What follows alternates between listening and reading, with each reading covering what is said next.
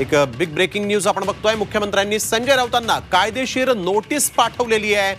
संजय राऊत यांना मुख्यमंत्री एकनाथ शिंदेंनी आता कायदेशीर नोटीस पाठवलेली आहे। संजय राऊत यांनी आपल्याला माहिती आहे की मुख्यमंत्री एकनाथ शिंदे आणि शिंदे सरकारवर जोरदार टीका केली होती। त्यानंतर आता मुख्यमंत्र्यांनी संजय राऊतांना कायदेशीर नोटीस पाठवलेली आहे। कपिल राऊत आमचे प्रतिनिधी आपल्या सोबत फोन लाईन वरून जोडले गेले आहेत। कपिल, काय अधिकची माहिती, काही नोटीस पाठवली?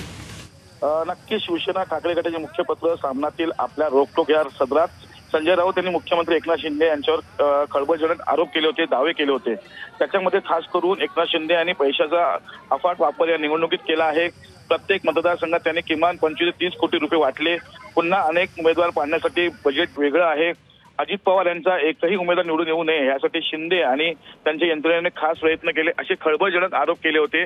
आणि हे सर्व आरोप बिनबुडाचे आहेत आणि हे आरोप तथ्य नाहीये। या संदर्भात त्यांनी अमृत नोनी गॅस्ट्रिन, अपचन, ऍसिडिटी, गॅस्ट्रबल ह्यापैकी तुम्हाला कुठलाही गॅस्ट्रिक प्रॉब्लेम झाला, उपाय एकच, अमृत नोनी गॅस्ट्रिन। दावा केलेला आहे। एकनाथ शिंदे यांनी आपल्या वकिलामार्फत त्यांना नोटीस, संजय राऊतांना नोटीस पाठवलेली आहे। त्याचबरोबर त्यांनी असं म्हटलेलं आहे की 3 दिवसाच्या आत बिनशर्त माफी मागा, अन्यथा कायदेशीर कारवाईला सामोरे जा। फौजदारी आणि दिवाण खटला तुमच्या विरोधात आणि सामना विरोधात दाखल करण्यात येईल, असंही त्यांना नोटीसमध्ये म्हटलेलं आहे।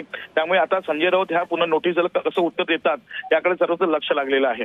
बिलकुल, धन्यवाद कपिल आपण दिलेल्या सविस्तर माहितीसाठी। तर रोकठोक या सदरात संजय राऊतांनी जो लेख लिहिला होता त्यावर 3 दिवसांच्या आत बिनशर्त माफी मागा अशी मागणी करण्यात यावेळेस नोटीस पाठवण्यात आलेली आहे। मुख्यमंत्री एकनाथ शिंदे यांनी मोठ्या प्रमाणात निवडणुकांमध्ये पैशांचा वापर केला असा आरोप या रोकठोक सदरातून करण्यात आला होता।